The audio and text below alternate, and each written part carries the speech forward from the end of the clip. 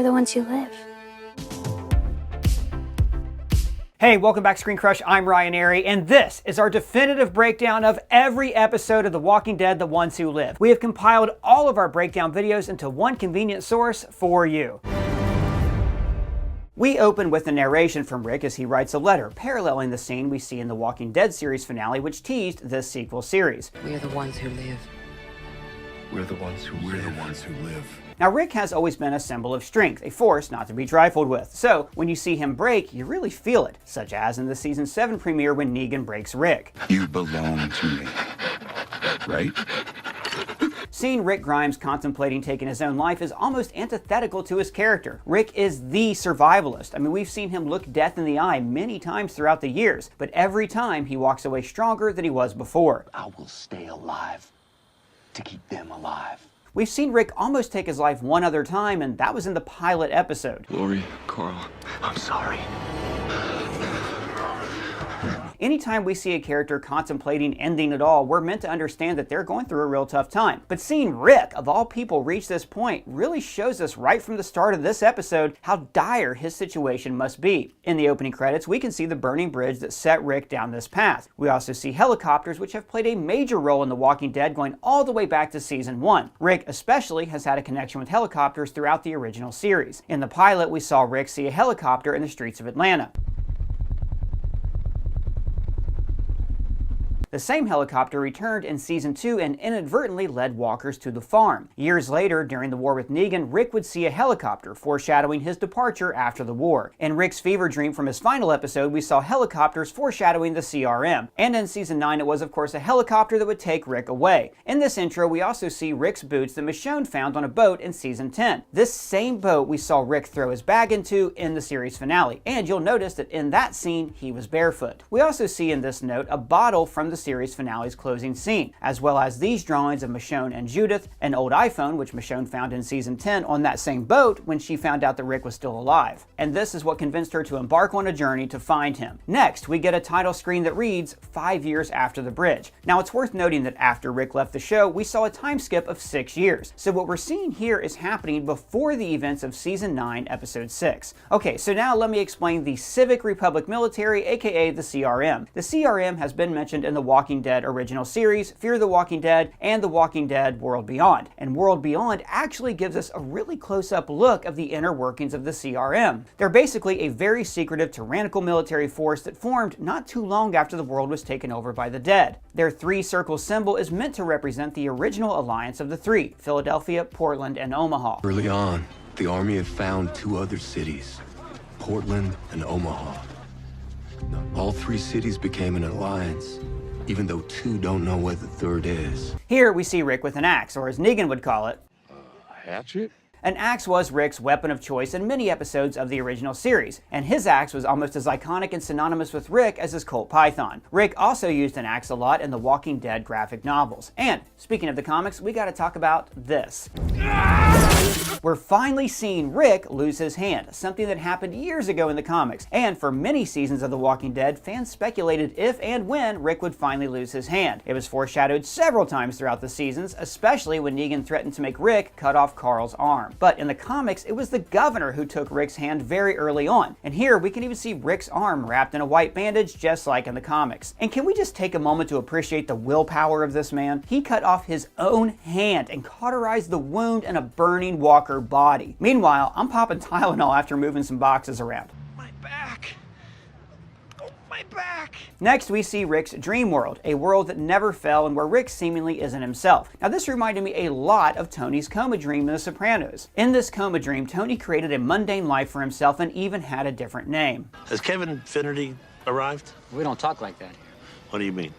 Your family's in sight. We're seeing something similar happen with Rick, and I think it's stemming from the severe trauma that he has suffered over the years. Here, Rick says, And I woke up in a military hospital. mirroring how he woke up in the hospital in the pilot, a hospital that had been ravaged by military forces and the dead. We hear Rick mention that they're using walker bodies for energy, a reference to another Walking Dead spinoff, Negan and Maggie's show, Dead City, where we saw walkers being used to create liquid fuel. The whole island will become our sanctuary, fueled by the death in its bowels. When Rick is killing walkers at the gates, it mirrors how they used to kill walkers at the fence surrounding the prison in seasons 3 and 4. Oh, and I love this line. Should've got you a gift. Come on, Rick, what the hell are you gonna get me? A scowl? If there's anything Rick is famous for, it's his stink eye. Careful. Careful how you're looking at me, Rick.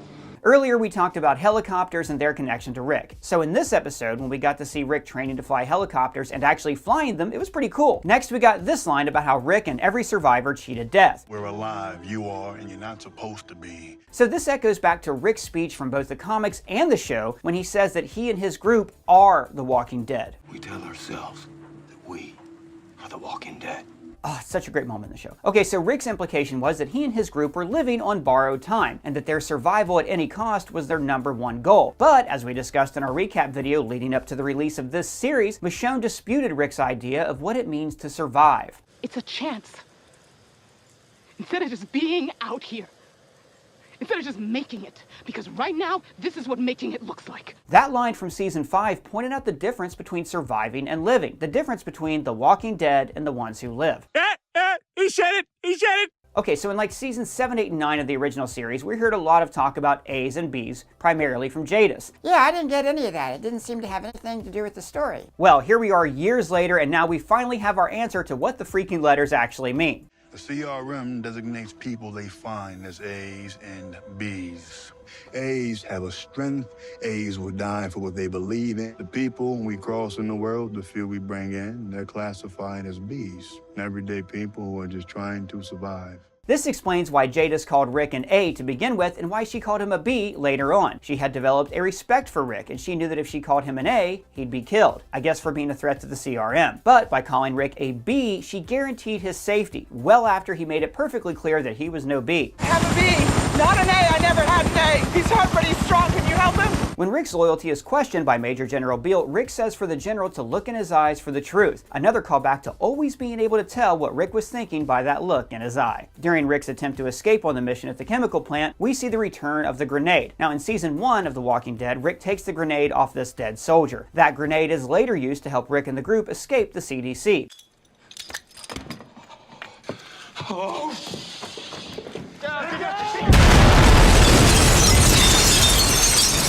Now it's fitting that we're seeing the return of a grenade to help Rick escape. In the season 1 finale, Dr. Jenner thought that he knew what was best for Rick and his family. He made that choice for them, that they would stay there with him and die. But Rick convinces Jenner that they deserve a chance, and this parallels the theme of choice and freedom that we hear discussed in this episode. They put me on a leash when we went out into the world.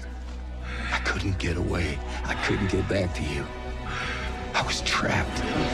You think I went what I went through? Did what I did to let anyone choose anything from me? People can't leave. They're not free. And now, here we are, all these years later, and it's Rick Grimes as the soldier. And he's yet again opting to use a grenade to help him escape the clutches of somebody who is seeking to control his future. This little girl Rick encounters also reminded me of the pilot episode when Rick encountered this little girl. Little girl?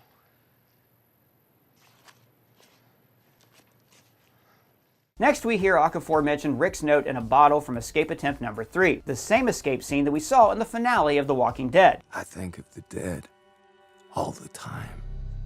I think of the dead all the time.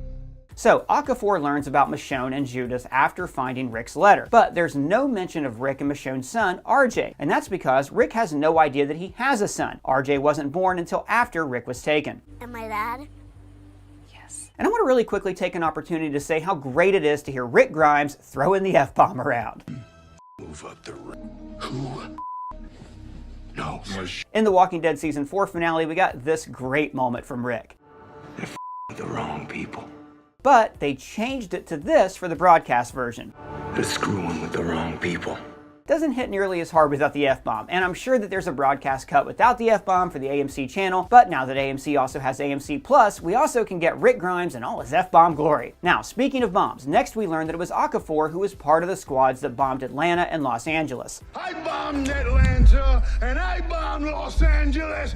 In the original Walking Dead series, we saw Atlanta get bombed.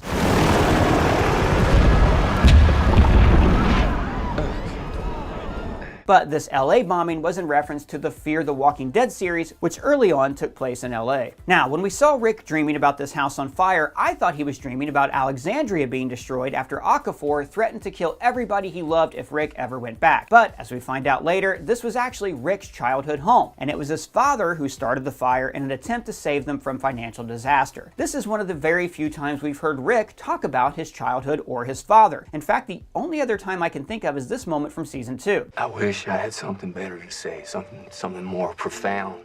My father was good like that. So now we're caught back up with where the episode started, Rick contemplating taking his own life. We hear Rick say how if he were to die, there'd be nothing after. This is a reminder that Rick was never a religious man, a callback to his conversation with Herschel on faith. Last time I asked God for a favor and stopped to admire a view, my son got shot. I try not to mix it up with the Almighty anymore. So guys, while watching this episode, it kind of dawned on me that Rick hasn't been gone a year, not 2 years, not 3 years, but 5 years. And while a bond like the one he and Michonne hold is really hard to break, I did kind of start to wonder when Rick would accept that he wasn't going to see his family again. And then that moment came. This is my last one. The last letter I write to you that you'll never see. Rick reveals that he no longer sees the faces of those he left behind, and this is a reference to his letter from the third escape when he said that he saw them every day. I think of the dead all the time, their faces. I don't see the dead anymore. Rick has reached a point where they are beginning to fade. Despite his efforts not to, he has started to move on. But then we cut to the present day after the events of The Walking Dead's final season and after this shot of Michonne in the finale. Rick and Michonne are reunited at last, and I gotta say I was a little surprised the two have been reunited in the first episode. So in this episode, we get to see what Michonne has been up to since leaving the series back in season 10, episode 13, In Search of Rick. In that episode, Michonne found Rick's boots and these old iPhones with pictures of herself and their daughter Judith carved into the glass. Later on in the episode, we learn that the Japanese text carved on the phones means, hold on a little longer, echoing this line from Rick back in season 3 before he even met Michonne. We gotta push just a little bit more. So in the season finale of the original series, we saw Rick with that same boat Michonne would later find. And in the first episode of this series, we learned that that scene was Rick's third attempt to escape the CRM. Back of the note, your message in a bottle from escape number 3. It was also in the Walking Dead series finale that we saw this shot of Michonne in her new armor bellowing toward this great herd of walkers on her quest to find Rick. We see this same moment in its full glory later on this episode. Okay, so the episode opens with this gas man walker with gas cans attached to him. This parallels the opening shot of the Walking Dead pilot episode where we see Rick Grimes carrying this red gas can just days after waking up from his coma. And I love how this was a reminder for us, the viewer, that Michonne really is embarking on a near impossible mission. As far as she knows, Rick could be long dead, and while she's hopeful and has faith that he's still alive, the fact of the matter is that even if he did survive the explosion at the bridge, he could have died any time between then and now. And while seeing this walker carrying a gas can mirrors the first time we ever saw Rick Grimes, that same walker later catching fire symbolizes the last time Michonne saw Rick. When the intro credits roll, you'll notice that on the title card we have a silhouette of Michonne instead of Rick, since this episode is from her perspective. I suspect that in future episodes we'll see both of their silhouettes together. Next we get this 6 years after the bridge text. Remember, in the previous episode we got a title screen that read 5 years after the bridge, which caught us up with Rick. But we were careful to point out that after Rick left the show, we saw a 6-year time skip in the main series. So it makes sense that Michonne's title card would read 6 years, keeping in line with when she left the show to find Rick. In the series finale of The Walking Dead, we saw Michonne find these two survivors, Aiden and Bailey. Can you help us? Don't leave without us. Bailey, by the way, is played by Andrew Batchelor, aka King Batch. Hey dog, you get some ice cream? Only a spoonful. Michonne returns these two survivors to their group, and I want to take a minute to talk about this group's survival methods. They never stop moving. You don't stop for anyone, ever. Even during this sit-down meetings, we learned that the office itself was moving. And I love how this constant moving group of survivors mimics the large moving herds of walkers that we've become all too familiar with over the years. Tell them the next time they cross into my land, my horde will cross into theirs. This group doesn't stop for anyone or anything, not even if your own sister gets left behind. Trying to save 2, we could lose 200. To me, this group is meant to symbolize surviving versus living. We've heard Michonne make this distinction before. In season 5, Michonne was desperate to find a place for them to actually live and make a home instead of just getting by. It's a chance. Instead of just being out here, instead of just making it. Because right now, this is what making it looks like. And as we've discussed before, this notion was antithetical to Rick's idea of them being the Walking Dead. We are the Walking Dead. We've discussed in previous videos how the title, The Ones Who Live, is a rebuke of the phrase, The Walking Dead. Instead of just keeping their hearts beating, they're giving them something to beat for. Now, I remind you of all of that because this group that Michonne has encountered is a perfect representation of The Walking Dead. They're fighting to stay alive for the sake of being alive, but that's not living. Leaving behind your own sister to die is the path of someone seeking survival only, whereas someone who puts their life on the line to be with the ones they love is what it means to truly live, just like with Michonne and Rick. We will get away. I love you! Next, we see them attempt to recruit Michonne into the group. If you do find him, you could be part of this community. Them wanting to recruit Michonne for her strength mirrors how Okafor recruited Rick, but it also draws a contrast with the CRM's acceptance of Michonne. Michonne was wanted by this group for her strength, but to join the CRM, she had to hide her strength and portray herself as a follower and not a leader. What's here? It's what I've been looking for. We even see this opening scene of Michonne replicated later in the episode when she meets with the CRM. Michonne is wearing a hooded cape just like she wears in her first appearance in the Walking Dead Season 2 finale and just like in the comics. On her walkie-talkie, we hear Michonne say, Shoto. Shoto is Michonne's nickname for Judith, and it means short sword in Japanese. Michonne is of course known for her samurai-like skills with her katana. Judith carries not only her father's gun and hat, but a short katana similar to her mom's. Next, we get these purple explosions. Now, purple is a color that has been synonymous with Michonne, not only in the show, but in the comics as well. Purple has also been used in media, such as the film The Color Purple, which showcased the strength and solidarity of black women. So when these explosions are set off, we see the Horde begin to part and clear a path for Michonne. This is symbolic of the parting of the Red Sea in the Book of Exodus. In fact, you'll find a lot of shared themes between the Book of Exodus and The Ones Who Live. First, let's talk about the imagery of the herd of walkers separating like the Red Sea. In Exodus, when Moses, through the power of God, parted the Red Sea, this was meant to convey themes of divine intervention and faith. Rick and Michonne have been separated for the better part of a decade in a world where society couldn't be more disconnected. Yet, in this moment, despite the odds, Michonne has put her faith in her bond with Rick, and she has faith that the two of them will find one another, mirroring Moses' faith in God despite the impossible nature of his mission. In Exodus, Moses was seeking to free his people from oppression, and while Michonne is searching for Rick, I think her mission will soon become the liberation of those trapped by the CRM. And I mean, the name Nat is even a Hebrew name meaning gift of God. Son of Nat. Son of Nut. And then we have this line from Michonne. Still feel him. Suggesting that unlike Rick, she has a belief in something beyond their own existence. These themes of freedom have already been laid with lines like this from Rick. People can't leave. They're not free. When Michonne looks over this military base later in the episode, there's a look in her eye that we've seen her have before. She defied all odds in her quest to find Rick, and I think this look is meant to tell us that she will once again do the impossible and bring down the CRM. Here, Nat says, They've gone up a letter grade, that's for sure. This is meant to symbolize how Nat went from being a follower to a leader. The CRM uses A's and B's to distinguish between leaders and followers. The CRM designates people they find as A's and B's. People follow A's. When Nat was with his prior group, he was literally following a leader as they stayed moving all the time. He was a B. But when he broke from that group and became an A, he defied authority and instead did what he knew was right. The CRM kills A's. So the second Nat says he had gone up a letter grade, I took that as confirmation that we probably weren't going to be seeing his character make it out of this episode alive. When Michonne sees the CRM helicopter in this reflection, it mirrors perfectly with Rick seeing a helicopter in a reflection in the Walking Dead pilot. Now there's a lot of fire imagery in this episode, as well as the previous episode and even in the teaser for The Ones Who Live in the original series finale. In that teaser, we saw both Rick and Michonne sitting before fire. In Rick's final episode, we saw him yeeted from the series by fire. In the first episode of The Ones Who Live, we saw walkers on fire and Rick cauterizing his arm with fire. Nat carries a Zippo, the gas man walker. Fire was used to separate the herd. I could go on. This could be meant to foreshadow Rick and Michonne's mission to burn the CRM to the ground. Not the cities themselves, but the oppressive and tyrannical leaders that run it. Fire is also used as a symbol of strength and rebirth. Rick and Michonne are two of the strongest-willed characters in the Walking Dead universe, and their combined strength is the entire theme of this show. We even hear Rick discuss their strength in the series finale tease. We're together.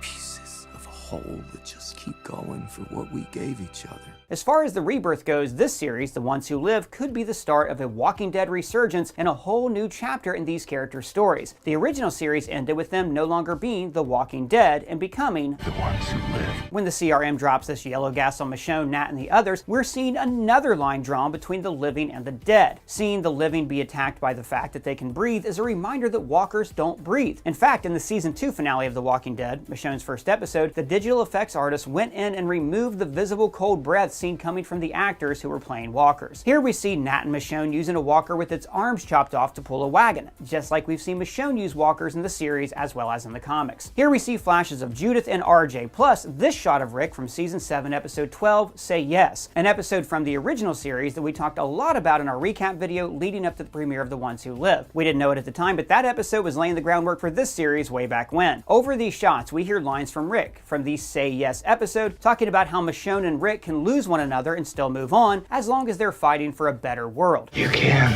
lose me. You can lose me. I can lose you. It's not about us anymore. It's about a future. And we thought it was a really nice touch, hearing this line from Rick about them being able to lose each other, playing over the scene just moments before they're reunited. When Michonne is brought before the CRM Council, she calls herself Dana, perhaps a reference to the name Denai, the name of the actress who plays Michonne. And Okoye. That's right, high five.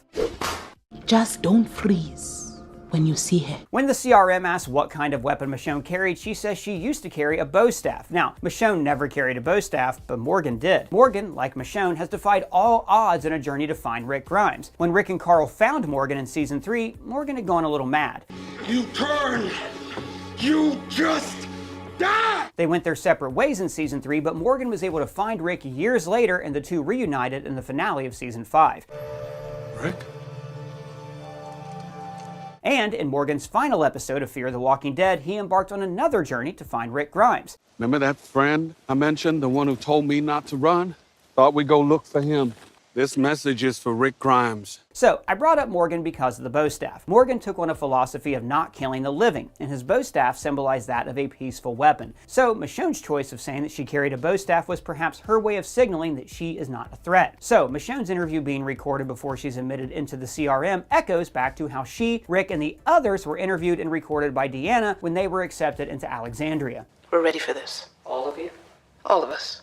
And then comes Jadis. She was the leader of a group called the Scavengers, but she was secretly a CRM operative. She's the one who found Rick washed up on the riverbank and brought him into the CRM. We also saw Jadis in her CRM attire and with her new haircut in the Walking Dead spin-off series, The World Beyond. That identity, it helped me live, so Jadis is who I am. Jadis says, Been a while. You look good. A callback to her flirting with Rick in the original series. I lay with him after. We should get back to work. Jadis echoes a point that we made in our Rick and Michonne recap video, that if anyone was going to have the ability and willpower to find Rick Grimes, it was going to be Michonne. She found you. If anyone could, she could. And then we hear mention of a long-standing deal between Rick and Jadis to not disclose the whereabouts of Alexandria. That if you try to escape with her, I will make sure that all those people that you love die, including a few that I like very much. When Jadis says there are people she likes back in Alexandria, she is specifically referring to Father Gabriel. Gabriel and Jadis had a romantic relationship in Season 9 of the original series. And the episode ended with Jadis asking Rick, Rick, what the f*** are you doing? What the f*** are you doing? What are you doing, man? We open with a title card that reads, Years Ago, giving us a glimpse back to Rick's time at the CRM during the early years of him being taken away. We see Rick reunite with Jadis for the first time chronologically since she took him away in the helicopter. I have something for you now! Now I know this scene is taking place prior to the Walking Dead spin-off series World Beyond because Jadis still has her long hair like she did in Walking Dead Season 9. And we know that it's prior to Rick's third escape attempt because he still has his boots that Michonne would find later. Rick puts together pretty quickly that Jadis traded Rick in exchange for a life in the city. Why aren't you working consignment? It's me. Right? Me. Giving them me. Back in the original series, when Jadis was leading a group called the Scavengers, she would capture and trade people to the CRM in exchange for supplies. We got a tease of that here in the Season 7 finale, when Jadis and the Scavengers betrayed Rick because Negan made a better deal. We had a deal. Tamiel came for the boat things, followed ones who took. Made a better deal. Right here in earshot of Rick, Jadis and Negan negotiate the amount of people that Negan will give Jadis in exchange for helping bring down Rick. Deal is for 12, yes. 10. Negan then says, People are a resource. echoing the line of his old friend Croat that we'd meet later in Dead City. People are a resource! I tell you all this because when Jadis says, Hi, Rick. we see a flashback to that episode where Jadis is holding Rick at gunpoint as she turns him over to Negan. And if you look closely, you can see Carl wearing Rick's sheriff hat right here in the bottom right, surrounded by Negan's savior goons. So Rick was Jadis's final trade, and trading Rick secured her a spot within the ranks of the CRM. Rick is understandably pissed, but Jadis adamantly insists that she saved Rick's life. And remember, Rick wasn't just thrown into the water after the explosion at the bridge. Earlier in that episode, he was bucked off his horse and landed on this piece of rebar. So Jadis saying, But I did save your life. echoes back to her line to Rick as he regained consciousness in the helicopter. I'm gonna save you. Jadis then explains to Rick that the CRM has a 500-year plan to restore society back to the way it was before the world fell. This place has a 500-year plan to recreate the world as it was, better than it was. Here we see Thorne crying over the death of Okafor, showing how much he meant to her and how she has truly become part of the CRM and their mission. Are you here, Rick? Are you a part of this? The previous episode left off with Jadis in Rick's apartment asking him, Rick, what the are you doing? Jadis says how Rick and Michonne together are capable of anything. This echoes the Ones Who Live teaser in the Walking Dead series finale, where Rick says that he, Michonne, and the others are unstoppable when together as one. One unstoppable life. You showed me that. Jadis threatens Rick and promises that if he and Michonne try to escape, she'll tell the CRM all about Alexandria to see to it that they are all killed. So I would have to go and kill all of you. This was your mess.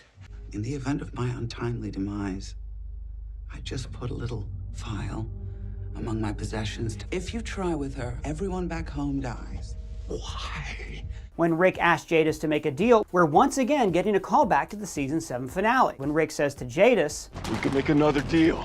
Last episode, we talked about how Michonne calls Judith Shoto over the radio, and how Shoto means short sword in Japanese, a reference to Judith's small samurai sword. Michonne refers to herself as Daito, which means long sword in Japanese. Shoto, it's Daito. Here on this wall, we see Grimes 68. Now, this is the high score of walkers killed in a single shift, and that title belongs to Walker Slayer Officer Friendly Rick Grimes. Now, this might be a stretch, but I may have found some significance behind that number. In issue 68 of the Walking Dead comics, we meet Aaron. Aaron was the character who would bring Rick and the survivors to the Alexandria safe zone. So, the use of the number 68 could be a wink and a nod to Rick and Michonne joining a new group in the comics, and both now being with a new group, the CRM, in this spin-off series. There's also episode 68 of the Walking Dead TV series titled First Time Again. This episode showed Rick in his new role as the co-leader of Alexandria, and that title, First Time Again, could be a reference to how in this episode, Rick and Michonne are having to get to know each other again. And a little later, we'll talk about how the two of them have essentially become strangers. At Okafor's funeral, we hear Major General Beale talk about this sword that belonged to Hugh Mercer. Mercer had different lives. Landed on the right side in the fight against the British, and he died in that fight. I believe you can draw a straight line between his sacrifice and Donald Okafor's sacrifice. Hugh Mercer was a Scottish-American doctor and a military general during the Revolutionary War, where he joined the fight for freedom and independence. It's ironic to hear Major General Beale admiring Hugh Mercer in the Revolutionary War when he oversees a military force that doesn't allow its people to be truly free. Beale also mentions that he found this sword during the Battle of Filter Square. Filter Square is actually a park in Philadelphia, and it is named after a former mayor of Philly. This battle for Filter Square must have been one of Beale's early battles when the CRM secured Philadelphia as part of their three-city alliance. Beale calls Rick an ancient Greek word, pharmakon, meaning both poison and the cure. What Beale means by this remark is that he sees Rick's potential as a major asset to the CRM, and how Rick's strength and determination could serve the CRM well. But that same strength and determination are what makes Rick dangerous. He cannot be ruled, and that is the poison. You see, Rick is an A. But I also wonder if Rick being called the poison and the cure could be a hint at a long-time Walking Dead theory coming true. The theory that Rick Grimes is immune to the Walker virus. Now, did you say right now? Well, in both the comics and the TV series, fans have speculated that the reason we follow Rick Grimes is because he will be the key to saving the world, both through his leadership, but also by being the key to curing the virus. Beale gives Rick this book called Martial Arts and the Book of Family Traditions by Yagyu Minonori. This book is sometimes confused with Sun Tzu's The Art of War. The book breaks down the science of martial arts and military conflict. It also discusses the responsibility one holds when wielding a sword, a reference to both Beale and Michonne. This could also be meant to symbolize the responsibility that Rick feels that he owes to the world through the CRM, but more on that in just a bit. In Yagu's writings, you'll learn that his philosophy deems killing as evil, but he introduces a justification for killing in regards to the life-giving sword. It may happen that a myriad of people suffer because of the evil one. In such a case, a myriad of people are saved by killing one man. Would this not be a true example of the sword that kills is the sword that gives life? This quote on justification for killing if it benefits the greater good perfectly represents what Beale and the CRM military feel their mission is. They think they are saving the world, and by killing strong-willed leaders who they classify as A's, they feel like they are saving the B's, aka the majority, and rebuilding society by ruling with an iron grip. This justification of killing a few to save the many is also seen in the group that Nat came from. We don't stop. Trying to save 2, we could lose 200. These justifications for trading lives have never been how Rick and Michonne operate. Back in season 3 of the original series, the governor offered Rick a deal where if Rick gave him Michonne, the governor promised to spare everyone else's lives. If we give the governor Michonne, Woodbury stands down. But Rick, of course, made the right decision and rejected the governor's offer. We're not leaving.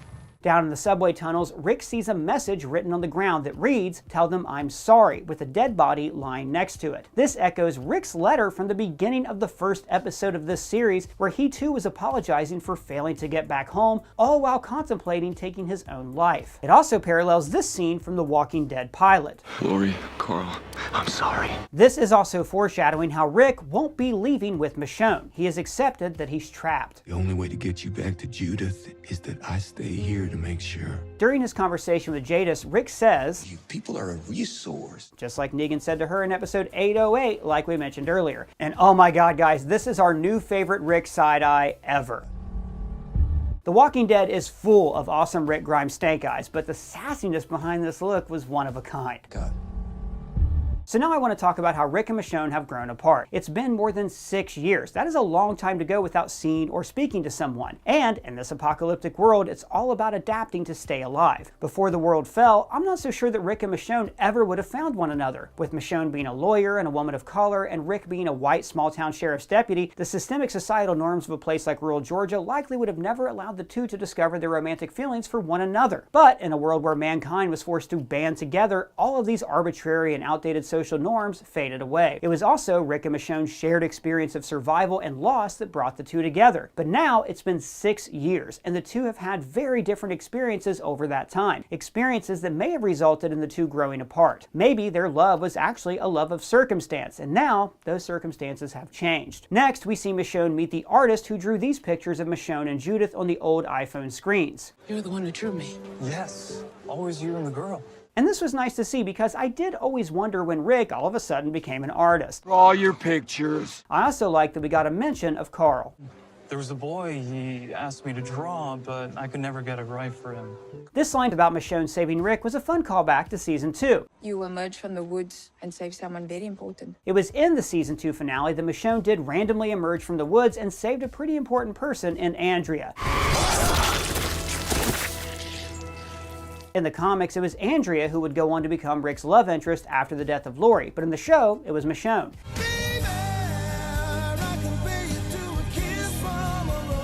And then we got a call back to season 1 when Thorne gets Michonne in her sights and almost pulls the trigger. This reminded me of this scene from season 1 when Rick and Shane are in the woods and Shane gets Rick in his sights and almost pulls the trigger on his best friend, also that he could have Lori for himself. Only this time it wasn't Rick in the sights, it was Michonne. In season 1, it was Lori and Shane who had developed a bond, and then Rick did what seemed impossible and returned. The bond between Rick and Lori had strained the bond that had developed between Shane and Lori and vice versa. The same thing is being paralleled here with Rick, Michonne, and Thorne. Rick and Thorne have developed a close bond, and now Michonne has done the impossible possible and found Rick, the same way that Rick found Lori and Carl. Michonne and Rick's bond is a threat to the bond between Rick and Thorne and Rick and the CRM. Next, we got this line. Getting you the hell out of here.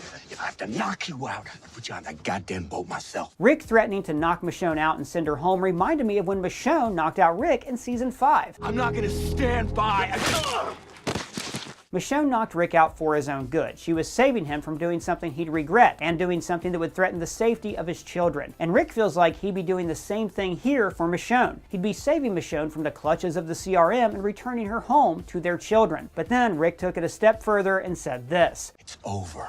Everything we had is broken. And guys, this line hit me hard. I could feel the heartbreak in Rick's voice, and I could see it in Michonne's eyes. But the question is, does Rick really believe what he's saying? Or is this another attempt at him trying to do or say whatever he can to convince Michonne to leave? I think it could be a little bit of both. Rick is in a tough position. Both of them getting home does seem impossible. But the Rick we know does not accept defeat. I told you already, I'm gonna kill you.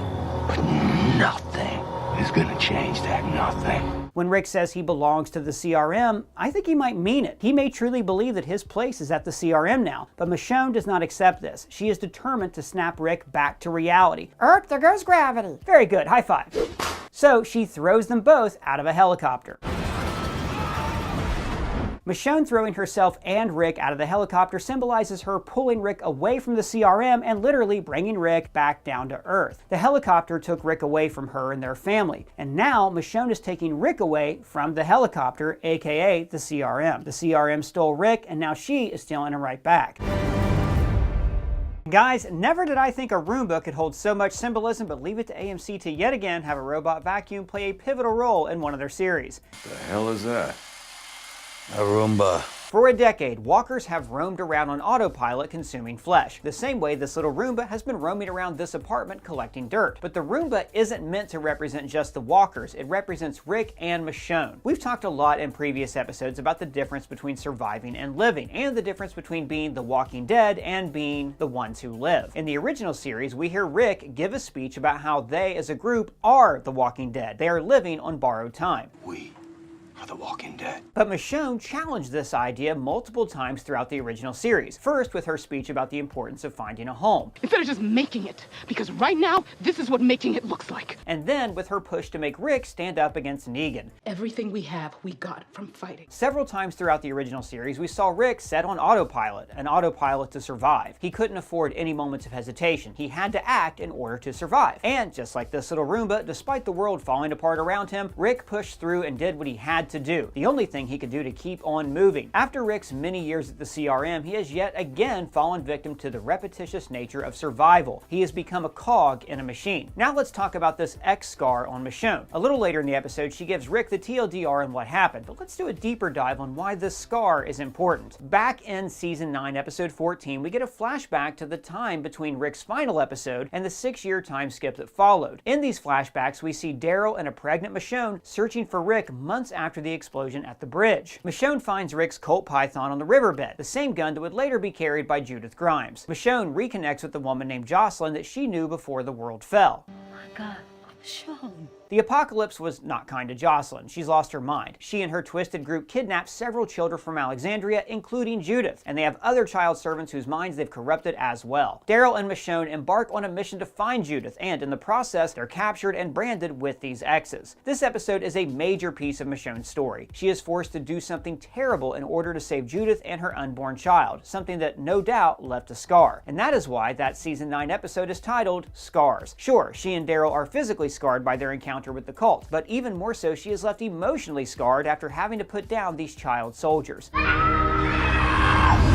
Here on this bookshelf, we can see a lot of books about computer coding, a hint at how the scientists who lived here were able to keep the place running for so long. Among these coding books is a book called Ramona the Pest by Beverly Cleary. Published in 1968, Ramona the Pest is the second installment of the Ramona series. It follows a rebellious young lady as she starts kindergarten, and like Michonne says, she's a lot like Judith. But you can tell by the look on Rick's face how secluded he feels from his family. When Michonne talks about Judith's rebellious and independent personality, those of us who watch the show know exactly what she's talking about. But Rick, on the other hand, hasn't seen Judith since she was just a baby. Next, we got this clip from Michonne about Rick becoming a creative writer. You've become a bit of a creative writer these days. Rick has always been a bit of a poet when it comes to his speeches. Maybe in another life, he would have been a great motivational speaker. And I am a motivational speaker. And finally, we get to see Rick learn about his son, RJ. He's almost 8. You need to give me the PRB. Later in the episode, we learn that Rick has forgotten Carl's face, and we'll break that down a little bit later. But I want to bring it up because I think that Rick's emotional hesitance at finding out he has a son could be tied to the fact that he shut himself off from that part of his heart. Part of him that loves and misses his son Carl was taped off years ago as a coping and survival mechanism. So, when learning that he has a son now, that walled-off section of his heart rejects it. But through Michonne's persistence and love, that wall is broken down. And like I said a little later, we're going to talk about that Carl scene that had me crying like a baby. No. And real quick before we move on from RJ, Michonne says that he's almost 8 years old. That is insane. I mean, I guess I knew that Rick has been gone for that long, but hearing it said out loud that Rick has been gone for more than double the amount of time that transpired between the pilot and his final episode is crazy. Lines are so confusing. But this really explains why Rick and Michonne have become such strangers. They have been apart for longer than they were together. They've grown apart. They don't know each other anymore. They've had different life-altering experiences during this time they've been apart, whereas before, they had a shared life experience surviving together in the apocalypse. As Rick and Michonne argue, they keep getting interrupted by this computer voice over the intercom. Your preferred temperature will be reached. Where is that thing? 1 minute. The voice's reminder that the room's temperature is growing higher and higher was a great way to symbolize Rick and Michonne reaching their boiling points. The truth had finally reached the surface. Your preferred temperature has been reached. Rick's fear of challenging the CRM and his feeling trapped echoes the early days of Alexandria being under the thumb of Negan. Rick accepted defeat and felt that the only way to survive was to bend the knee to Negan. But during that time, Michonne was adamant that they fight back against Negan. Rick had retreated to his Walking Dead mentality, the idea that they needed to survive at whatever the cost. That we are the Walking Dead. But Michonne insisted that survival was only worth it when there was something worth living for. Hence, the title of this series, The Ones Who Live. And that dichotomy between the two characters was once again shown in this episode. Rick says, I want you to live. And Michonne realizes that she has to remind Rick once again what living really is. Michonne tells Rick how Judith and RJ call him the brave man, a reference to scenes like this from the original series. People like the brave man are never really gone anywhere. He lives inside our hearts and makes us brave too. Even after Rick and Michonne are given an out with their helicopter crashing into the building, Rick still doesn't want to go home. Again, showing us that Rick has forgotten who he is. No longer does he prioritize his family, but he seems to have taken on the subtle savior complex. He thinks that he alone can change the CRM and create a new world. Okafor's gone.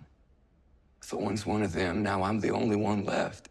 Rick then belittles the life that he, Michonne, and the others fought so hard to build, and all the blood that they spilled. We've been crawling around in the dirt so long, Michonne. This line showed me that Rick's time in the CRM has made him a little big for his already tight britches. When Michonne leaves the apartment, we see her pull a kitchen knife from this block, and it reminded me of her flashback scene in Season 4, Episode 9. In that episode, we saw a distorted view of Michonne's life before the world fell, and we got this amazing show of her katana hilt sticking out of the kitchen knife block. Hey, Colton. Colton's the guy who's eternally trapped in our tiny TV, but he doesn't know, so please don't tell him. Colton, did you notice your bow staff theory might be coming true? Yes, I did. Bow staff theory? Well, in our coverage of episode 2, we talked about the Book of Exodus imagery in this series. The parting of the Sea of Walkers mimicked the parting of the Red Sea by Moses on his mission to free his people from oppression. And the same is true for Michonne in her mission to free Rick. But not just Rick. We theorize that Michonne will seek to free all of those being oppressed by the tyrannical military of the CRM. In the Book of Exodus, Moses relied on faith in God and divine intervention to achieve the impossible, freeing his people and parting the sea. Michonne has also relied on a belief in the impossible in her mission to find Rick. In our coverage of episode 2, we also talked about how Michonne mentioned a bow staff. And what was your weapon of choice out there?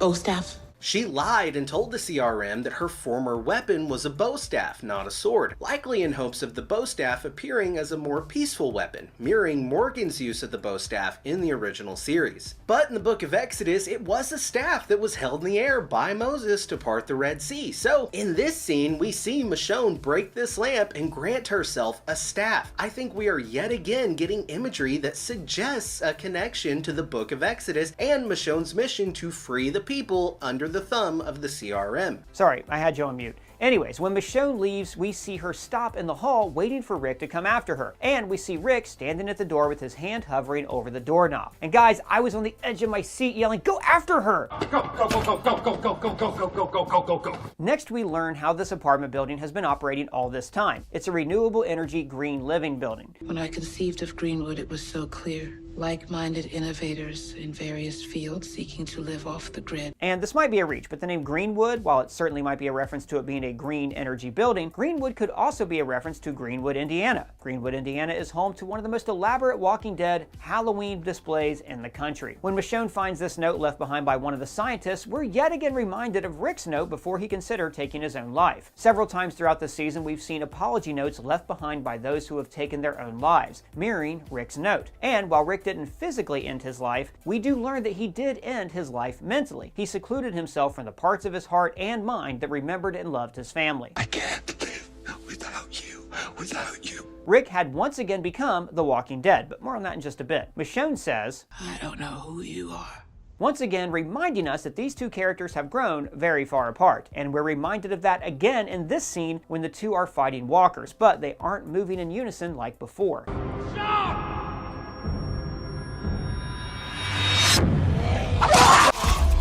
I had this. And then we once again see Michonne don another bow staff type weapon. At first I thought this might be some type of weightlifting bar since they were in an exercise room, but the bar is really thin and threaded like a piece of rebar. And if you look closely, you can see that Michonne is actually pulling the bar out of a piece of cement rock that has fallen due to the building caving in. Now, when I see a piece of rebar stuck in a piece of rock, I think of this. I've fallen.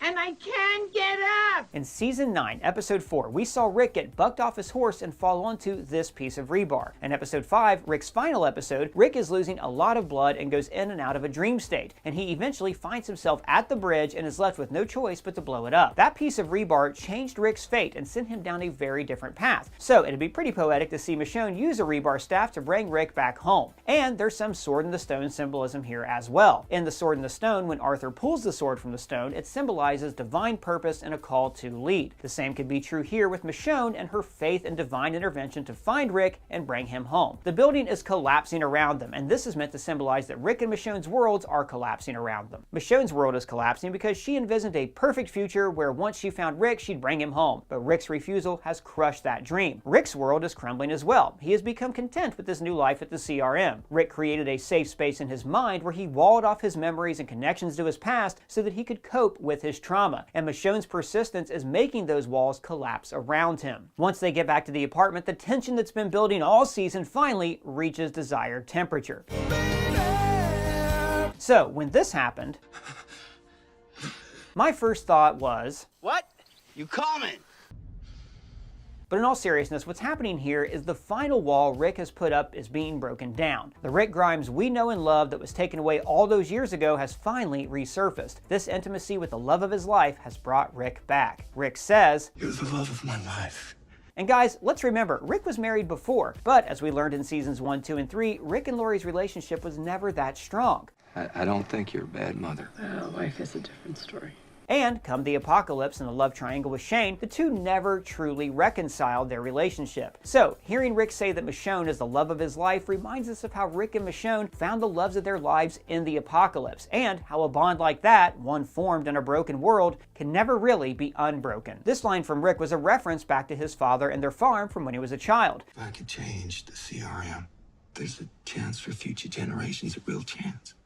It may look like the end of the world, but it's only just the beginning. And it mirrors how, in order for Rick to return to his true self, the walls he built had to be torn down. And then came the tearjerker, the lost memory that made Rick go down a path of forgetting where he came from, and forgetting how important his past life was to him. Hearing Rick say that he would visit Carl in his dreams and how one day he was just gone and he forgot his face was just so heartbreaking. We got a tease that Rick was forgetting Carl's face in the previous episode when Michonne met with the artist who drew her and Judith's faces on the phone screens. There was a boy he asked me to draw, but I could never get it right for him. In these mentions of Carl, we get flashbacks to when Carl was a little boy, prior to the end of the world. These same shots of Carl were used in his final episode, Season 8, Episode 9, and that actually isn't Chandler Riggs, the actor who played Carl. These were shot at the same time as season 8, and another child actor was brought in to play young Carl. At this point in time, Carl's been dead for nearly 10 years, and Rick has gone nearly 8 years without seeing so much of a picture of his late son. So it makes sense that no matter how hard he tried, eventually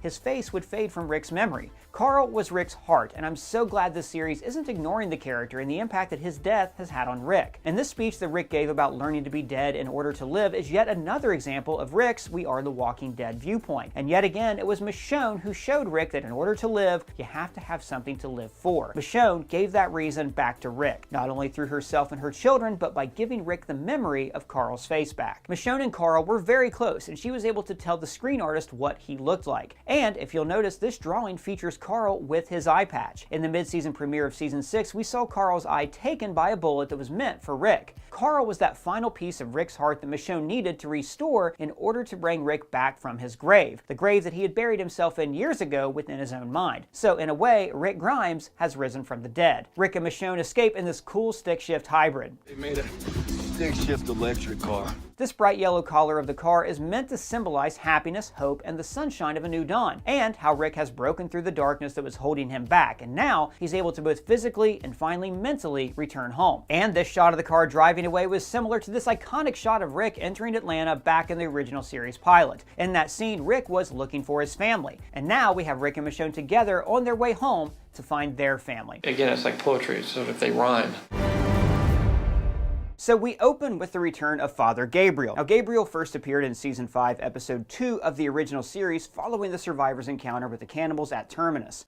I'm Gabriel. Do you have any weapons on you? Do I look like I would have any weapons? Gabriel was also a character in the Walking Dead comics, first appearing in issue 61. In the TV series, Rick and Gabriel had a really rough start. It took Rick a long time to trust Gabriel. I don't trust this guy. And why do you trust him? But over the years, Gabriel became a core member of Rick's group, and he earned Rick's trust. And after Rick's fate at the bridge, Gabriel stepped up big time and helped lead the group in Rick's absence. We're a fair community of decent-minded people, but we are not soft, and that's not going to change today. In this opening scene, Gabriel is wielding his machete from the original series and wearing his same coat. Now, a little later in the episode, we'll see Jadis, or Anne, meet with Gabriel different times over a 3-year period. And we're going to break down exactly what was going on in the original series at those different times, including that mention of the Whisperers. The group we were in conflict with, they compromised our walls. So, back with Rick and Michonne. As they make their way back home to Alexandria, we hear the song Good Life by Frank Sinatra playing. So the lyrics of this song echo Rick's dream state as we saw earlier in the season. To escape his misery, Rick would escape to his dream world and spend time with Carl, and after Carl disappeared, he would spend time with Michonne. So when the song says, "It's the good life, full of fun, seem to be ideal, let you hide all the sadness you feel," this is in reference to Rick's escape via dreaming, and the line, "You won't really fall in love because you can't take a chance, so be honest with yourself, don't take fake romance." This is in reference to how Rick began to accept his dreams weren't real and never would be. He had accepted that he would never escape the CRM. Be free and explore the unknown can be a reference to both his dream world and the new world he could explore as a member of the CRM. Like the heartache you learn you must face them alone echoes back to Rick telling Michonne how he would feel when he'd wake up from his dreams, and how in order for him to be able to survive, he had to die. I know how to be dead and live now. And please remember I still want you is Rick saying that despite how he acted before, he truly is happy to be back with Michonne. He says as much here. You know, I never let go. And finally, there's Just Wake Up and Kiss That Good Life Goodbye, which is meant to be Michonne telling Rick that he no longer has to dream and that he can wake up and find his dream has come true. We even see Rick looking at this drawing of Carl as the line "Wake Up" is played, meaning that Rick no longer has to return to the dream world or rely on his dreams to see the ones he loves. Now, throughout this series, there's been a lot of sexual tension between Rick and Michonne. These two can't go 5 minutes without making out with each other. I mean, this building is collapsing and they're making out in the elevator. But hey, the show is advertised as a love story between these two characters. So, of course, these bags of noodles are called tasteful nudes, once again playing into the sexual tension felt throughout the series. Here on this wall is a portrait of horses. Now, horses have played a major part in both Rick and Michonne's stories. Rick traveled into Atlanta on a horse in the very first episode of the Walking Dead original series when he was looking for his family. He also traveled on a horse in his final episodes of the series, where in his fever dreams he was still searching for them. I find my family. And Michonne is also featured on horseback in her quest to find Rick and bring their family back back together. So they're the 3 horses of the apocalypse. Supposed to be 4, right? Don't question me, person. Right, sorry, high five. Here on this rack of souvenir plates with names on them, we can see a few familiar names to the Walking Dead family. We've got Andrew, a reference to Andrew Lincoln, who plays Rick Grimes. There's also one that says Rick. There's also a Robert Kirkman, of course, who wrote the original Walking Dead comic. This one says Jesse, which could be a reference to Rick's love interest prior to Michonne, granted it's spelled different. This one says Frank Darabont being the original creator of the Walking Dead TV series. We also have Greg Nicotero being a very important member of the Walking Dead family. Not only did he pioneer all of the awesome zombie makeup for the series, but he's also directed some crucial episodes and even played several walkers. This one says Simon, possibly a reference to Negan's former right-hand man from the original series. And then we have Grace, a possible reference to a Fear of the Walking Dead character who had a romantic relationship with Morgan Jones. Rick says, "The brave man, huh?" A reference to Michonne's reveal in the previous episode that that's what Judith and RJ call him, which is a reference back to season 10, episode 1 of the original series. The brave man couldn't let the walkers reach his friends and hurt them, so he blew up the bridge and all the walkers fell into the water. Here, Michonne picks up a small hatchet, suggesting it as a weapon for RJ, citing the fact that Judith has a sword. Judith has a sword. They're us. This is a reference to RJ adopting his father's notorious weapon. Hatchet? Earlier in the season, we talked about how Rick's trusty hatchet is second only to his Colt Python. Now, we've seen him wield a hatchet in the original series and in the season premiere of this series when he took his own hand. When Rick says he fell in love with his son's best friend, we're reminded of the fact that before Rick and Michonne were a thing, Michonne and Carl had a very close relationship. Like Rick said, they're best friends. My best friend, Michonne. Here we see Rick finally deliver to Michonne her long-requested baking soda and spearmint toothpaste. Baking soda and spearmint, as requested.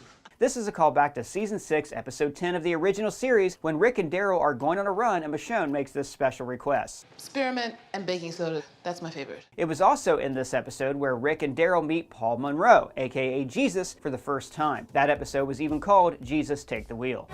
Jesus Take the Wheel. Here on this park sign we see Protect the People from the People. A reminder that in this apocalyptic world, the dead aren't the most dangerous thing out there, it's the living. We're then reminded of this fact when Rick and Michonne encounter another group. Appreciate the help, but we're gonna need more. All of it, in fact. Now, in the original series, this would have been the type of scene that was very intense and would have had us wondering how they were going to wiggle out of this one. But I loved how in this series, we see the two very experienced survivors of Rick and Michonne take these guys down with no problem.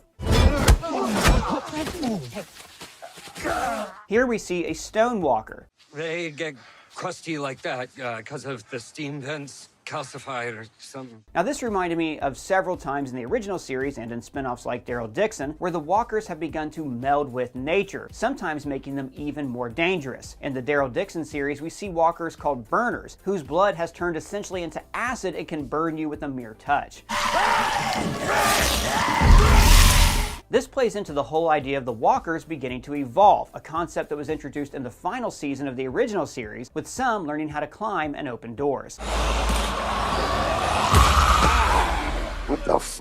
Here we see Rick get his hands back on a silver revolver, and oh my god guys, getting to see Rick point that gun down at someone, tilt his head and threaten someone really brought me back. Now don't get me wrong, I still enjoy the seasons of the original series following Rick's departure, but boy did I miss my man Stink Eye. You do the same damn stink eye as your dad. So next we get a title card that reads 3 years ago, and then we see Gabriel and Anne meeting for the first time since she disappeared with Rick back in season 9 of the original series. So guys, the Walking Dead timeline can get like a little confusing at this point, so I'm gonna have Colton come in and explain exactly when these different flashback scenes with Gabriel are taking place in relation to the original series. Okay, so we know that Rick's been gone about 8 years based on how old Michonne says RJ is. So that's our starting point. We also know that after Rick was taken in the helicopter, we saw a 6-year time skip in season 9, meaning that this first scene with Gabriel and Anne is taking place during that time skip, specifically in the 5th year after Rick had left. Next, we get a 2 years ago title card, but season 10 of The Walking Dead and the Survivors' War with the Whispers took place just a few months after season 9, meaning that this second scene is taking place after the events of season 10. As Gabriel mentioned, their conflict with another group, that group being the Whispers. And then their final meeting taking place 1 year ago would be set during the 1 year time skip we saw at the the end of season 11. Now, speaking of flashbacks, there was also Jadis' death scene where we see flashbacks to her and Gabriel from earlier in season 9. We also saw a shot from this very awkward scene between Rick, Michonne, and Jadis back in season 7.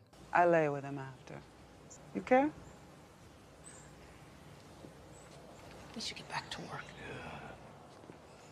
We also got shots of her fellow trash people turned walkers following Simon's attack on their group in season 8. Oh, and we got a shot of Jadis killing Huck in The Walking Dead World Beyond. Sorry, I wasn't listening. Anyways, Gabriel and Anne had a brief romantic relationship in season 9 of the original series, but when Gabriel says, My mistake wasn't trusting you.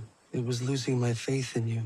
this is in reference to how she almost handed Gabriel over to the CRM like she did Rick. There's only one place left for me to go.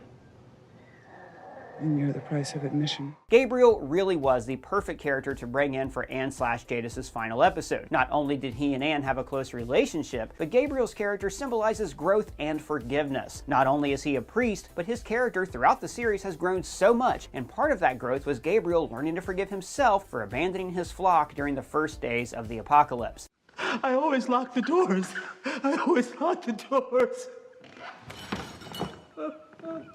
Gabriel has great guilt for his actions, even the actions he's had to take since then during the wartime with the Saviors and the Whisperers. But throughout it all, he has served as a rock for not only himself, but for the group as a whole. So it was great seeing his character appear in this episode. It really felt like we were back to watching the original series. And these visits that Anne has with Gabriel really felt like the visits that we were seeing Rick have with Michonne in his dreams earlier in the series. In fact, there were a few times in this episode where I questioned if these meetings between the two were even really happening, or if Jadis was dreaming about her true self, Anne. Here, Gabriel mentions Eugene and Rosita. I was using Eugene's ham radio with Rosita's help, trying to somehow find you. Eugene and Rosita were introduced back in season 4 of the original series, along with fan favorite Abraham. Later in the series, we'd see Gabriel and Rosita have a romantic relationship. Gabriel also mentions Eugene's radio, which was introduced in season 9 and resided in the attic at Hilltop. Here, Gabriel says that Rick died trying to bring people together, a reference to how after the war with Negan, Rick tried bringing together all the groups involved, not only the Saviors, but Anne as well, after having played both sides in the war. We had a deal. Tamiel came for the boat things, followed ones who took.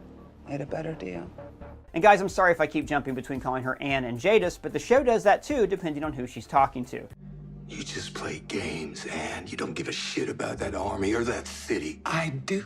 You think I'm still her. I'm not that woman from the heaps either. Next, we get an acknowledgement of the fact that Rick and Michonne were never technically married. And I don't mean like legally or anything, but they have never had a ceremony. In fact, we learned that Rick was planning on proposing and then getting married on the same bridge that he was working so hard to build. One day, Rick said that I should marry them. Maybe we should do it right there on the bridge that we were building. Now, we've talked before about how that bridge symbolized so much for the future that Rick saw, and how he wanted to honor his late son Carl by making that future a reality. When Jadis and the group we met earlier ambush Rick and Michonne, we can see one of them now sporting a CRM rifle. Jadis says, People are a resource. a line we've heard many times throughout this season, as well as in the original series from Negan. People are a resource. And in the Maggie and Negan series, Dead City, from the Croat. Because people are a resource!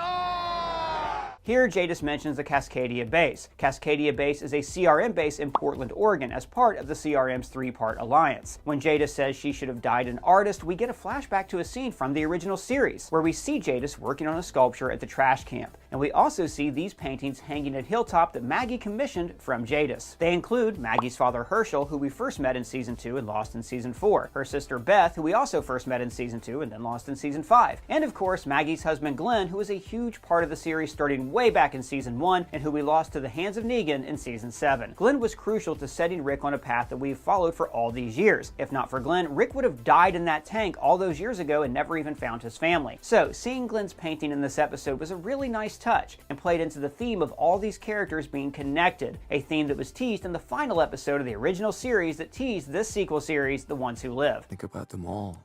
Every day. Everybody we ever loved. Their faces. What I learned from them. How they made me who I am. Here, Jadis says, You weren't dreaming, Rick. a reference back to the opening of the episode in that Frank Sinatra song telling Rick to wake up because his dreams had become a reality. In the opening of this episode, we can hear lines from earlier in the season echoing the story so far. You tried to escape 4 times. Why are you here? Here we can see Rick raising his hand in surrender like we saw in the Walking Dead series finale and like we saw Michonne do in episode 2 of The Ones Who Live. Right before the intro rolls, we hear Rick say, "You said I didn't need to be scared." Echoing the theme of this episode and Rick's father's lesson about burning something down to make it anew. The CRM seeks to burn down most of humanity in order for it to flourish, while Rick seeks to burn down the CRM in order for it to flourish. When Michonne arrives at Jadis's room to retrieve her left-behind dossier on Alexandria, we see a room filled with Jadis's art, mirroring all of her art we saw at the trash camp in the original series. And the first person I spotted amongst these portraits was Father Gabriel, who we saw in last week's episode. Here, Beale says, "And we're the dead ones, Rick." This echoes Rick's speech from season 5 of the original series when he says the classic line from the comics, "We are the Walking Dead."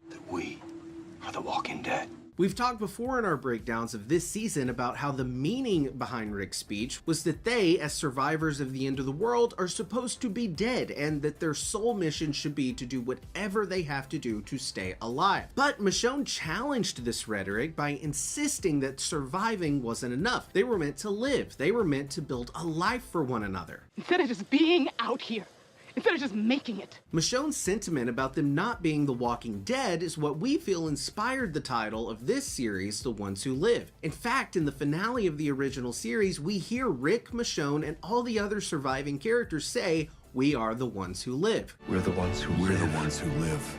We're the ones who live. A direct contrast to Rick's "We are the Walking Dead." Here, Beale is showing to Rick that he still holds a mentality of being the Walking Dead and willing to do horrible things to assure his own survival, even if it means mass genocide. While Rick, on the other hand, has grown beyond the Walking Dead mentality. So having Beale use a line echoing Rick from like season 5 when he was at one of his lowest points, that was a way to draw a stark contrast between these two characters. Beale says, "The sword that kills is the sword that gives life." Earlier this season, we saw Beale give Rick a book called Martial Arts and the Book of Family Traditions by Yago Munenori. We mentioned at the time how in this book, Yago discusses the life-giving sword, a justification for killing people. Quote, "It may happen that a myriad of people suffer because of the evil one. In such a case, a myriad of people are saved by killing one man. Would this not be a true example of the sword that kills is the sword that gives life?" And now we hear Beale quoting this book directly and echoing its themes of killing for the greater good, which is the CRM's plan and justification for annihilating entire communities so that the Civic Republic, and I guess in his eyes, all of humanity, may prosper. Back in Jadis's room, we can see a painting of Beale and more paintings of Father Gabriel, including one where he's wearing his signature hat from the original series. And we can also see another painting of Beale. This shows us the conflict that was living inside of Jadis and how she was being torn between her Jadis persona and her Anne persona. She was being torn by her allegiance to the CRM as well as her love for those back home in Alexandria. When Michonne finds the briefing on Alexandria, we see the following. Jadis mentions in her letter her deal with Rick regarding keeping Alexandria a secret. We also see mention of her trading of the injured Rick Grimes, a reference back to Rick's injuries from his final episode when Jadis found him on the riverbed. This mention of a hostile community in the area is likely a reference to Negan and the Saviors. Jadis and her scavenger group played both sides of this war during season 8 of The Walking Dead. Here we see written, Rick led his own alliance of communities. This is in reference to the coalition between Alexandria, Hilltop, the Kingdom, and Oceanside. We also see in this letter Alexandria referred to as the Alexandria Safe Zone, just like in the comics and just like this sign in the original series. Back with Rick and Beale, we hear Beale ask, "What's the worst thing you did to make sure someone else survived?"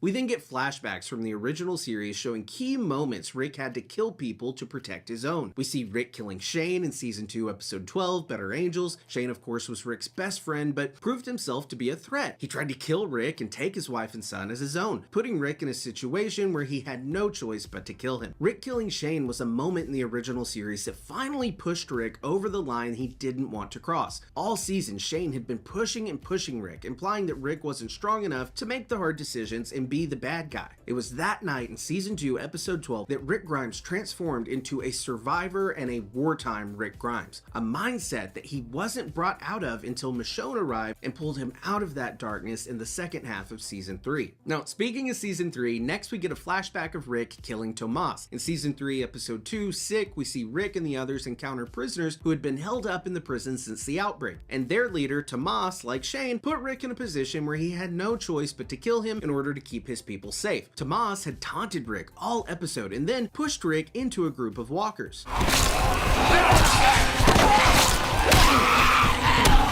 Here we see Rick killing 2 of the cannibals at Terminus in the Season 5 premiere. And finally, we see Rick's most brutal kill where he bit out the throat of the leader of a group called the Claimers in the Season 4 finale. In Season 4, we saw the group get separated following the attack on the prison by the governor. Rick, Carl, and Michonne are ambushed by the Claimers, a group that Daryl had fallen in with after losing Beth. The Claimers were going to kill Rick, Michonne, Daryl, and Carl, but only after taking advantage of Carl and Michonne and making Rick watch. Joe says, "What the hell are you gonna do now, sport?" And Rick responded by taking a big old bite of his throat, hands down one of the most badass Rick Grimes moments of the entire series. A moment that has stuck with Rick all of these years. Kill someone with my teeth, like they do.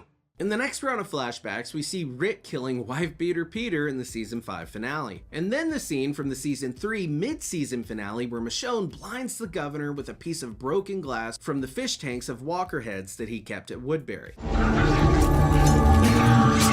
Next, we see Rick in the Season 7 premiere jumping from the top of this RV onto this hanging walker. This was during Rick's test with Negan to prove that he's a survivor and a worthy servant of Negan after having been defiant following Rick's killing of Abraham and Glenn. Not today, not tomorrow, but I'm gonna kill you.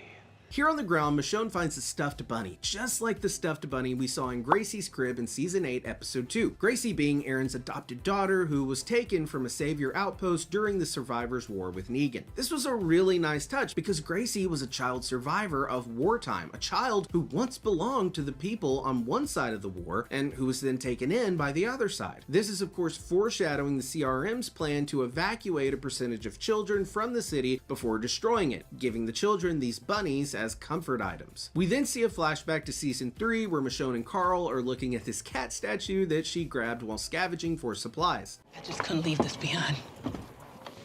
This is too damn gorgeous. In Season 7 of The Walking Dead, we see Rick replace Michonne's cat statue that was lost in the fall of the prison with this wired cat sculpture made by Jadis that he found at the trash camp. And sure enough, it was a wired cat sculpture in this episode that was housing the secret dossier on Alexandria. In the next clip, we see a snippet from Season 6, Episode 9 when Carl is shot in the eye and Rick is running with him in his arms as Michonne cuts down the walkers in front of them. And the next clip is Michonne in Season 9, Episode 14, Scars, when she's forced to kill these feral children to protect Judith.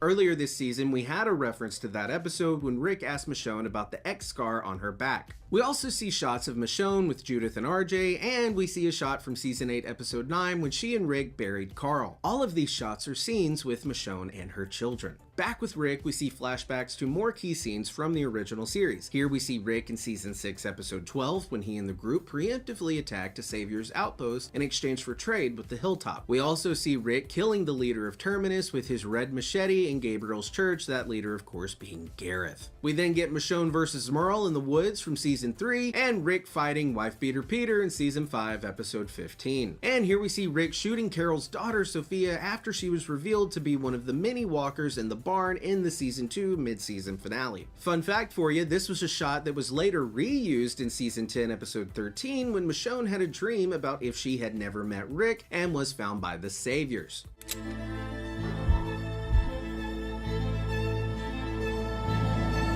Here we can see Rick falling on rebarb in his second to last episode, the near fatal event that sent him down his path to joining the CRM. Here we see Rick seeing a CRM helicopter in Season 8, Episode 5. Here Bill mentions test subjects and labs. Up until recently, we supplied test subjects for scientific experiments to CRM-run labs.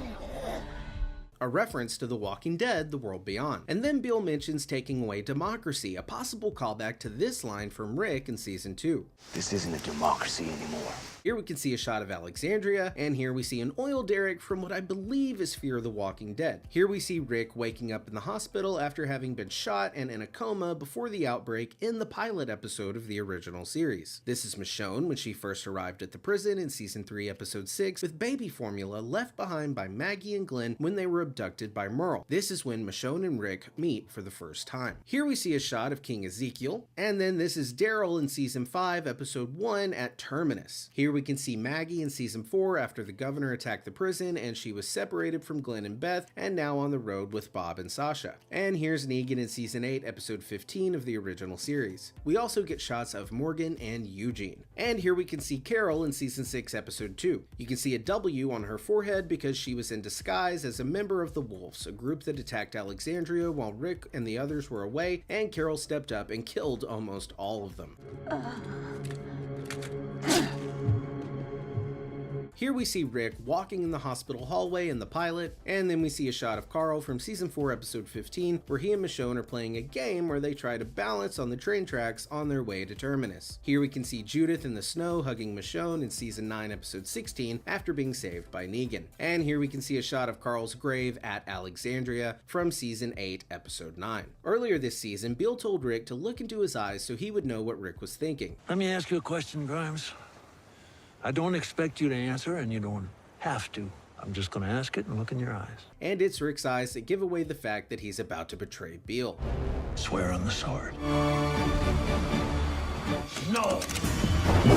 In this next round of flashbacks, we see Rick killing these two guys in the bar from Season 2, Episode 8, Nebraska, one of Rick's first human kills. Here we see Rick chopping off Herschel's leg in the Season 3 premiere after Herschel was bit by a walker in the tunnels of the prison. Here we see Michonne putting her sword to the governor's throat in Season 3 when he wouldn't let her leave Woodbury, and then Rick slitting Negan's throat in the Season 8 finale with a piece of stained glass. Here Rick says, "We're the sword that gives life, one unstoppable life." Echoing this line from the Walking Dead series finale. We're together, pieces of a whole that just keep going for what we gave each other.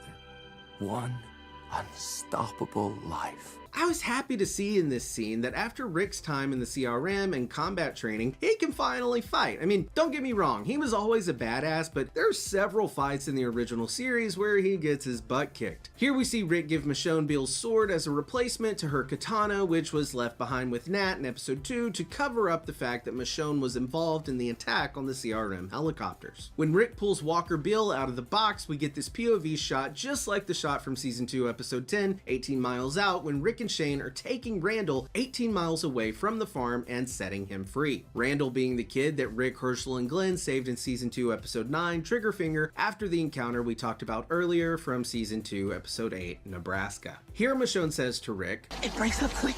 A reference to her having been gassed earlier this season on her journey to find Rick. Here we see CRM officers turn walkers, echoing back to Season 3 of The Walking Dead, where we saw riot gear walkers at the prison. Earlier this season, we saw Rick try to use a grenade in one of his many escaped attempts from the CRM, and we pointed out at the time how Rick and grenades go way back to Season 1 when he took this grenade off of a soldier in the original series pilot, and he then used that grenade to escape the CDC after Dr. Jenner attempted to not let them leave, kind of like how the CRM wouldn't let anyone leave. I had to keep hope alive, didn't I? There is no hope. There never was. It's time to accept things for what they are. It cost your hand last time, next time it's your life. So getting to see Rick once again use a grenade in his quest to escape the CRM, it was a nice touch. I was also glad to see Thorne redeem herself in her final moments by giving Rick her mask. Uncle Fu was right. They have to hope. Beale was wrong. And guys, I love the attention to detail here, with Rick's hand nervously shaking as he returns home to see Judith for the first time in years and to meet his son for the first time. We cut to this shot of Judith sitting on the steps of their Alexandria home, and we can see Rick's signature Colt Python holstered on her side. In Season 9, Episode 5, Rick's final episode, we of course see him use his Colt Python to shoot the dynamite and blow up the bridge. And then at the end of that episode, we get a 6-year time skip, and that's where we first see Judith wielding her father's signature sidearm. In Season 9, Episode 14, we get a flashback to when Michonne found Rick's pistol in the mud on the riverbed, paralleling how Jadis found Rick on the riverbed in his final episode. And look, I loved getting to see Rick and Michonne reunite with their children. RJ is wearing Rick's sheriff's deputy hat, which Rick wore in Season 1 and part of Season 2, before passing it down to Carl, who wore it for the rest of the series until his final episode. And then we of course saw Judith wearing that hat after the Season 9 time skip. And I just think it's so sweet how all of Rick's children have worn this hat, and now when Rick is meeting his son for the first time, he's wearing the hat too, reminding Rick of Carl. And guys, when RJ said, I knew you'd come back, I believed. Me too, man, me too. Rick Grimes is one of my favorite characters in all of fiction, and I've waited years to see my man return to the Walking Dead universe. So guys, that was our epic breakdown of every episode of The Walking Dead: The Ones Who Live. Let us know what you thought of the series down in the comments, or you can at me on Twitter or our free-to-join Discord server. The links for that are below. And if it's your first time here, please subscribe, smash that bell for alerts. For ScreenCrush, I'm Ryan Airy.